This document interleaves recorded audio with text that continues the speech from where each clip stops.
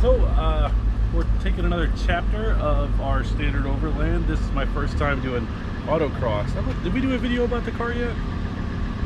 Okay, well, this is my car, 2003 C5. Hell, I think we've had it we only had it a few months now. It's still pretty new to us, so we're still kind of getting used to it. But this is our first autocross event here in Savannah, and it got canceled. We got to go 3 runs, and it wasn't for any kind of, points or anything like that. But it was still fun. It gave me some things to think about, some stuff to work on the car. We were having some clutch issues, but I guess that's the reason why I bought it. Something else to mess with. So, all right, let's see how it goes. Let's go get some lunch.